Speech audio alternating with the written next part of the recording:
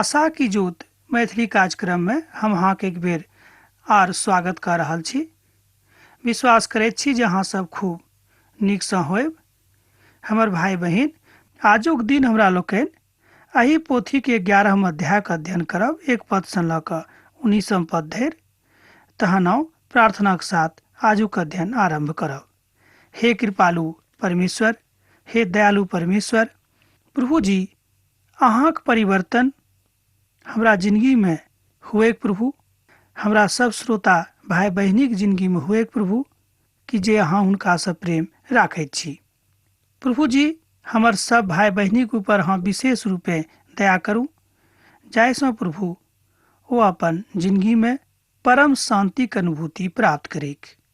एहि छोट प्रार्थना का हम अपन उद्धारकर्ता यीशु क्रिस्त के नाम से मांग रहल छी, आमीन। जेना हम आरंभे में अहाँ से बाजि चुकल छलहुँ हैं कि आराधनाक पोथी थिक लय व्यवस्थाक पोथी। परमेश्वरक महान दास सब एहि बातक मानैत छथि कि पोथी महान आराधनाक पोथी थिक, कियाक तऽ पोथी में विशेष रूपे बलिदानक चर्चा कयल गेल छैक। मान लियो जँ बलिदान देबाक मनसा अहाँक नहि रहत तऽ अहाँ परमेश्वरक नीक भक्त नहि बनि सकलहुँ हैं। आजुक संदर्भ में हमरा सब असत्यक असत्यक नजदीक मूल्यांकन अरेरे करैत रहैत छी।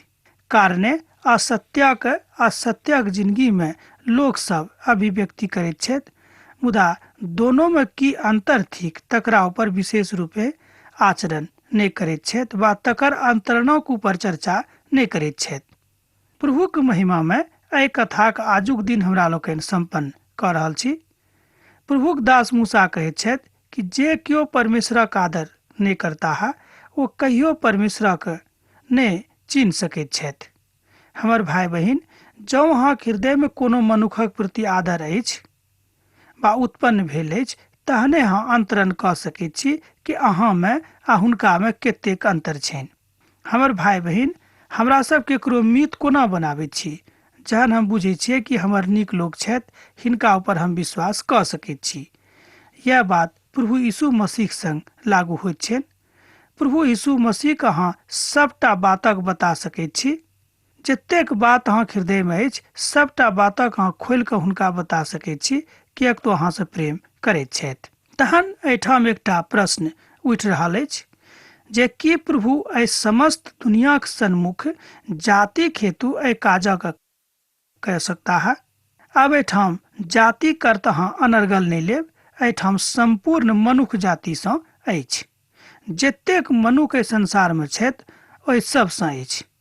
कोनो विशेष देशक ने, कोनो विशेष प्रांतक ने, मुदा संपूर्ण पृथ्वी के ऊपर संपूर्ण सृष्टि में जतेक मनुख छथि ओ सब केओ परमेश्वरक लोक छथि।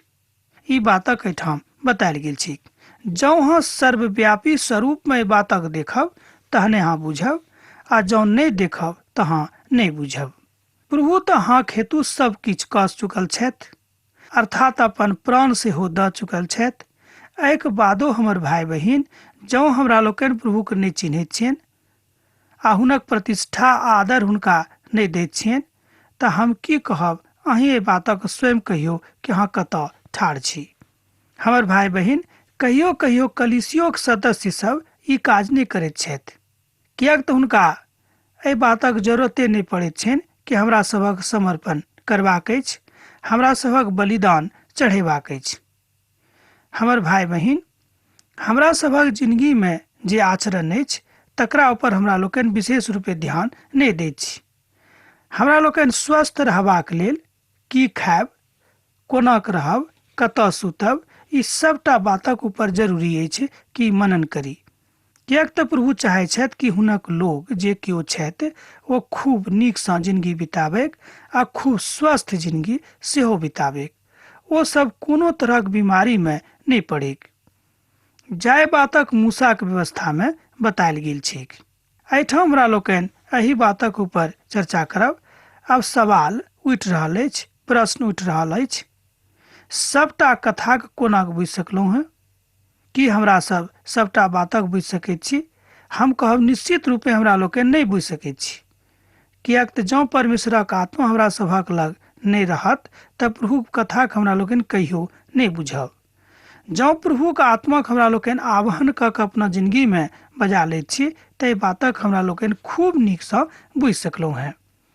एहि विषयमे दोसर दिन सेहो हमरा लोकनि सीख रहल छी कि की हमरा लोकनि करब आ की हमरा लोकनि नहीं करब। सार्वजनिक जिन्दगीमे पवित्रताके लेल बड्ड महत्वपूर्ण स्थान अछि। तहन एहि बातमे हमरा लोकनि किछु मुख्य बातक देखी। पवित्र आ अपवित्र पशु, पवित्र आ अपवित्र सृष्टि, पवित्र आ अपवित्र उजाड़े वाला जंतु। पवित्र एहिठाम जे बतायल गेल छै कि पवित्रता मनुष्य जातिक बड्ड जरूरी अछि, हुनका लग रहबाक चाही। रेंगै वाला पवित्र आ अपवित्र जंतु, बीमारी सँ युक्त अपवित्र पशु, श्रापित अपवित्र पशु, रेंगै वाला जंतुक विशेषता, पवित्र आ अपवित्र पशुक बीचमे विभेद आ तकर विवेचना। यह अछि आजुक संदर्भमे हमरा सभक कुछ मुख्य बात। मुदा एहि सबटा बातक हमरा लोकनि विवेचना करब आ देखब। मुदा पद 1 में एहि तरह बतायल गेल छै, आ पुनः प्रभु मूसा और हारून सँ कहलनि। जेना हम बेर बेर अहाँ से कहै छी कि एहि पोथीमे अर्थात लय व्यवस्थाक पोथीमे बेर बेर ई शब्द आबैत अछि। आ पुनः मूसा, एना कहियो कि पुनः प्रभु मूसा और हारून सँ कहलनि। इसराइली सँ बाजि दियौन जे जतेक पशु पृथ्वी पर अछि, अहाँ ओहि सब पशुके नहि भक्षण करब। एहिठाम देखियौ स्पष्ट रूपे आज्ञा देवल गेल अछि कि कोनो एहन वस्तुके अहाँ भक्षण नहीं करब, पान नहीं करब, नहीं खायब जाहिसँ कि अहाँ अपवित्र बनी। एहिठाम पिता परमेश्वर फेर आशाक इजोत राखैत छथि कि अहाँके आशाक इजोत तऽ हम थिकहुँ हैं, किएक अहाँ एम्हर उम्हर ताकि कऽ अपना जिंदगीके अपवित्र बना रहल छी। हमर भाई बहिन, जँ अहाँक लग आत्मिक आँखि अछि तऽ एहि तरहक काज अहाँ नहीं करब। दिन आ राति दोनों एहि दुआरे बनायल गेलैक। रातिके पापक संज्ञा देवल गेलैक आ दिनके एना कहियो कि पवित्रताक संज्ञा देवल गेलैक। अर्थात ई हम नहीं कहै छी कि राति नीक नहीं छैक वा दिन नीक बेसी छैक। एहिठाम एकटा संज्ञाक रूपमे, एकटा चिन्हक रूपमे बतायल गेल छैक।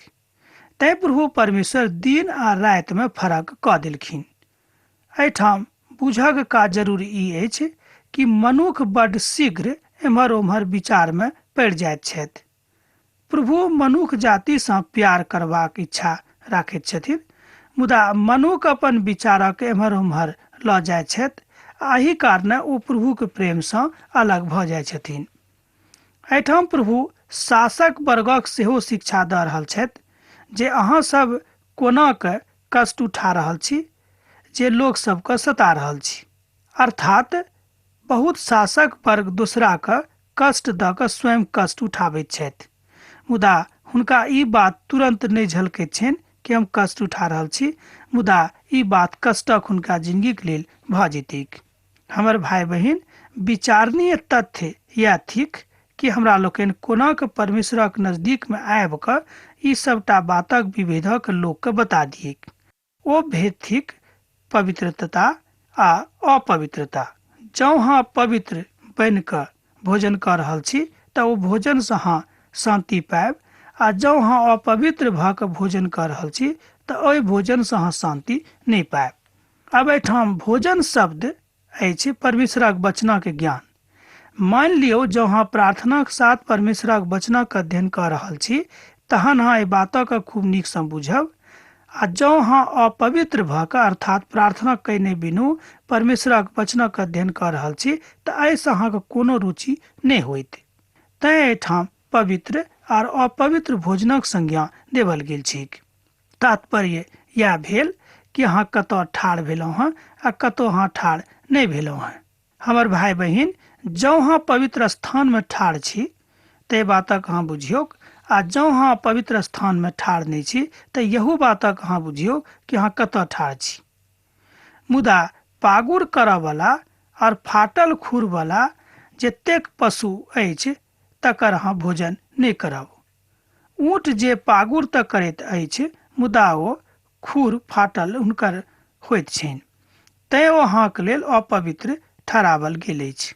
एहिठाम बहुत तरहक पशुक नाम देवल गेल अछि, तकरा अहाँ पवित्र पोथीक अध्ययनसँ पढ़ि कऽ सीख सकलहुँ हेँ। किएक एहि तरहक बतायल गेल अछि? फाटल से मतलब भेल कि मान लियौ अहाँक जिंदगीमे कोनो तरहक क्रुंदन अछि, अर्थात कोनो तरहक पाप अहाँक जिंदगीमे आबि गेल अछि, तहन अहाँ प्रभुक लग नहि जा सकलहुँ हेँ। खरहा जे पागुर तऽ करैत अछि मुदा चीरल खुरक नहि होइत अछि, तैँ सेहो अहाँक लेल अशुद्ध होइत। एहिठाम पशु के नाम बतायल गेल अछि। एहि बातक अहाँ पढ़ि सकलहुँ हेँ 3 पदसँ लऽ कऽ 8 पदमे। ओतऽ एहि सभटा पशुक नाम बतायल गेल अछि। जँ अहाँके लग पवित्र पोथी अछि तऽ अहाँ स्वयं पढ़ि कऽ देख लियौ। ओतऽ बतायल गेल छै कि ई सब पशुके अहाँ पाप बलिके लेल नहि चढ़ायब, किएक तऽ ई सब प्रभुक पसन्द नहि छनि।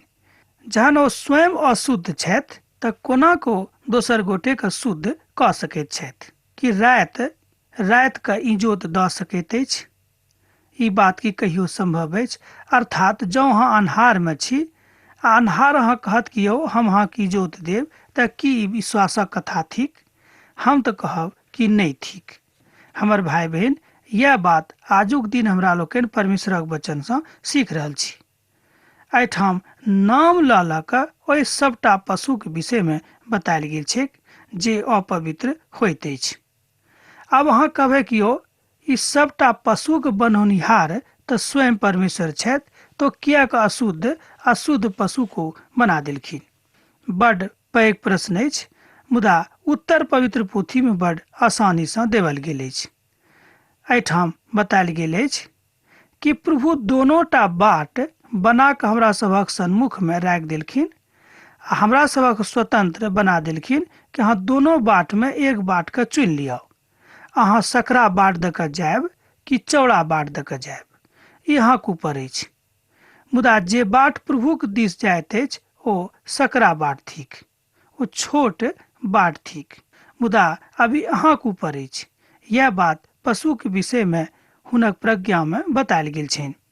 मान लियौ जे किओ स्वयं अपवित्र बनि गेल छथि अपन काजक कारणे, एहि महाप्रभु कोना दुख दऽ सकैत छी?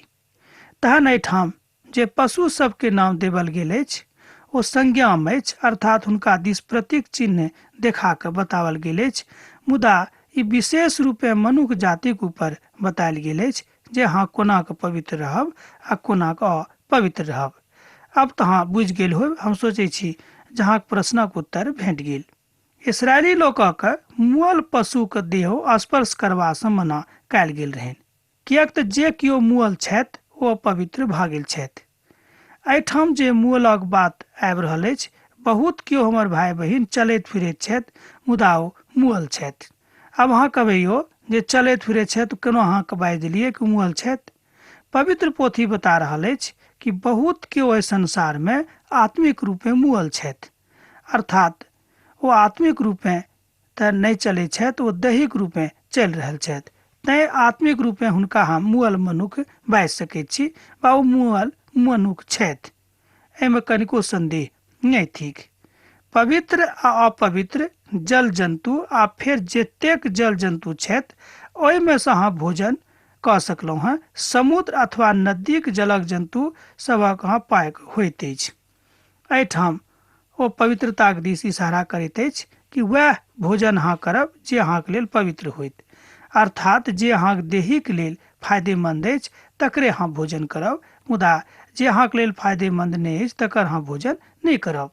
हमर भाई बहिन, पिता परमेश्वर ताहि कालमे मनुष्य जातिके एहि दुआरे ई सब बता देलखिन किएक तू जानैत रहत कि मनुष्य जातिके आगूक जे प्रज्ञा छै से वृहत भऽ जेतै। हुनका एहि बातक ज्ञान हजारों बरख लाखों बरख पहिने भऽ गेल रहनि। जन्तुक जे बिनु पाँखक और चौपटाक होइत अछि ओ सब अहाँके लेल घृणित वस्तु होइत अछि। ओ सब अहाँके लेल घृणित ठहरताह। अहाँ सब ओहि सभक भक्षण नहि करब, किएक तऽ प्रभु एहि बातक मना कयने छथिन। हमर भाई बहिन, एहिठाम देखियौ कि पिता परमेश्वर कतेक महानताक साथ एहि बातक बता रहल छथि, कतेक सुंदरतासँ एहि बातक राखि रहल छथि कि हमरा सभक कोनो घृणित वस्तुक स्पर्श करबाक जरूरत नहि अछि। भक्षणक तऽ बात दूर भेल, स्पर्श करबाक सेहो आज्ञा नहि देवल गेल अछि। हमर भाई बहिन, जँ अहाँ अपवित्र जिंदगी बिता रहल छी तहन हम अहाँके कहब कि अहाँ प्रभुक दृष्टिमे नीक मनुख नहि थिकहुँ हैं। ई बात हमरो संगे लागू अछि। मान लियौ जँ हम परमेश्वरक वचन रोज पढ़ै छी, लोकके बताबैत छी, मुदा एहिके बादो जँ हम अपन जिंदगी पवित्रताके साथ बिता नहि रहल छी तऽ हम स्वयं अपना जिंदगीके लऽ कऽ प्रभुक लग नहि जा सकलहुँ हैं। ई बात एकटा पवित्र पोथीक विद्वान कहैत छथि आ हम स्वयं एहि बातक बाजि रहल छी। पवित्र पोथीक विद्वान कहैत छथि कि जँ मान लियौ अहाँ परमेश्वरक वचनक प्रचार करैत छी, लोकके बता रहल छी आ एहिके बादो जँ अहाँके जिंदगी पवित्र नहि अछि तऽ कहियो प्रभु अहाँके स्वीकार नहि करता है। भऽ सकैत छै कि परमेश्वरक वचनक कारणे बहुत केओ बचल होता, मुदा अहाँ नहि बचब, किएक तऽ अहाँ अपवित्र जिंदगी बिता रहल छी। हमर भाई बहिन, एहि बातसँ कहियो कोनो प्रचारक घमंड नहि करत जे हम बड्ड पैघ विद्वान भेलहुँ हैं आ हमरासँ केओ पैघ नहि छथि। तहन यह घमंड हुनका परमेश्वरसँ अलग कऽ देतीक। पवित्र पोथीक एकटा विद्वान एहि बातक बड्ड स्पष्ट जगह एहिठाम बता रहल छथिन। प्रभु यीशु मसीह अपन दृष्टांतमे बता रहल छथि कि जे परमेश्वरक राज एक जालीक समान होइत अछि। एहि बातक अहाँ मत्तीक रचल सुसमाचार तकर 13 अध्याय आ 47 पदसँ लऽ कऽ 50 पदमे देख सकलहुँ हैं। एहि बातक हमरा लोकनि अध्ययन कऽ चुकल छी, मुदा एक बेर हम और अहाँके स्मरण दिया रहल छी कि परमेश्वरक राज इएह तरहके होइत अछि। ओ कोना बता रहल छथि जे पवित्र और अपवित्रताके दैहिक रीतिसँ नहि परखल जा सकैत छै। एहिठाम दैहिक पवित्रताके बड्ड पैघ स्थान नहि भेटल अछि, मुदा आत्मिक पवित्रताके स्थान बड्ड पैघ भेटल अछि। बहुत केओ दैहिक रूपमे खूब स्वस्थ रहैत छथि, खूब पवित्र सेहो रहैत छथि, खूब सुन्दर सुन्दर आ साफ सुथरा वस्त्र पहिरैत छथि। एकर मतलब इएह नहि भेलनि कि ओ अन्दरसँ एतबे पवित्र छथि।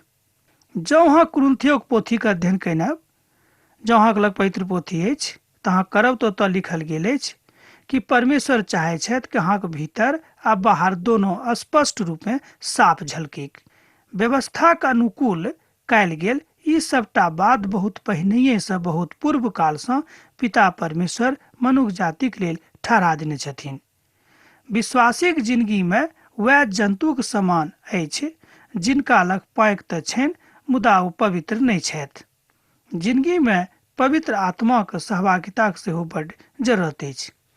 हमर भाई बहिन, हमरा लोकनि सोचैत छी कि हमरे सब खूब बुधियार छी आ जे केओ हमरा सन्मुखमे बैसल छथि ओ बड्ड बुड़बक लोक छथि।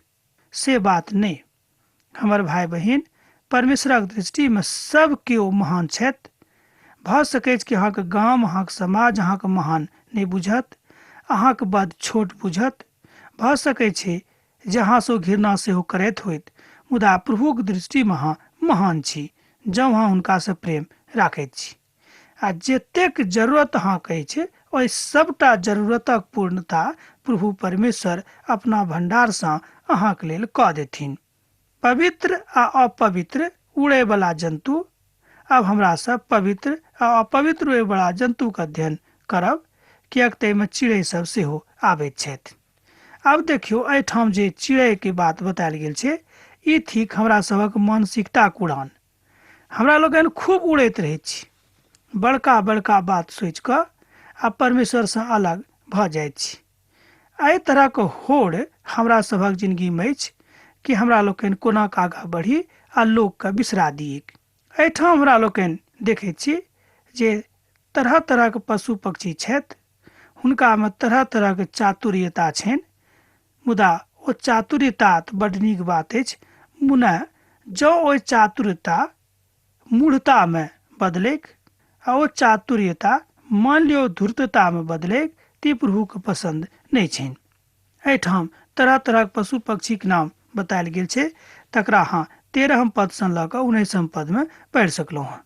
आर ओहि सबटामे एहि बातक बतायल गेल छै कि हमरा सभक कोन तरहक पक्षी बनबाक चाही आ कोन तरहक पक्षी नहि बनबाक चाही। चिड़ैके नाम सब सेहो बतायल गेल छैक। आ जाय सब उड़े वाला चिड़ै के बात नाम ऊपर बतायल गेल अछि। एहि सभक एहिठाम मना कयल गेल छै कि केकर अहाँ भक्षण करब आ केकर नहि करब। एहिठाम खाय पिए से मतलब यह भेल कि जँ अहाँ पवित्र मनुष्य छी, जँ अहाँ बुझै छी कि हम परमेश्वरक संगे चले वाला लोग थिकौं हँ, तहन एहि सबटा सूचीके ऊपर अहाँ ध्यान राखब कि अहाँके सूची ठीक अछि कि नहि अछि। सबटा बातक अर्थ भेल जे आजुक दिन हमरा सभक निर्णय लेबाक अछि कि हमरा सब की करब। हमरा सब पवित्रताक संगे रहब बा अपवित्रताक संगे दोस्ती राखब। हमर भाई बहिन, ई निर्णय आजुक दिन अहाँ लियौ। अहाँ कतऽ छी? अहाँ कतऽ रहैके इच्छा राखैत छी? मान लियो आजुक दिन धरि अहाँ ई बातक नहि सुनने छलहुँ हेँ, तहाँ भऽ सकैत छै कि अपवित्र लोगक संगतिमे रहैत होयब। मुदा आजुक दिन जहन अहाँ सुनि रहल छी तऽ हम अहाँ कहब कि अहाँ पवित्र लोगक संगे अपन जिंदगी बिताउ, किएक नहि अहाँके तकलीफे उठाबऽ पड़े। मुदा जे शांति, परम शांति प्रभु यीशु मसीह के अछि, ओहि शांति से अहाँ कहियो एम्हर उम्हर नहीं होइब। यह आशा की जोत में हमरा लोग देख रहल छी कि प्रभु यीशु मसीह हमरा सभा के आशा की जोत छथि। जय बातक हारून आजुक दिन एहिठाम प्रयुक्त केने छथि। मूसा के माध्यम से प्रभु परमेश्वर एहि व्यवस्था के हमरा सभक लेल देने छथिन। अहाँ प्रभु यीशु के अपन जिंदगी में ग्रहण करब, तहने अपन पवित्रता के अपना संगे राख सकब। तहने अहाँ प्रभु के मिलाप वाला तंबू में प्रवेश पाबि सकैत छी, अन्यथा अहाँ ओतऽ प्रवेश नहीं पाबि सकलहुँ हैं। एहिठाम अहाँ एलिया के जिंदगी से बहुत किछु सीखब। एलिया एहिठाम बता रहल छथि कि कोना के चिड़ै के माध्यम से हुनका लग पिता परमेश्वर भोजनक इंतजाम करैत रहथिन। हमर भाई बहिन, पिता परमेश्वर चिड़ै का, मनुख का, पशु का, जतेक जंतु को बनौने छथिन सबका उपयोग कयने छथि। एहि बातक हमरा लोग एहिठाम देख रहल छी, सीख रहल छी।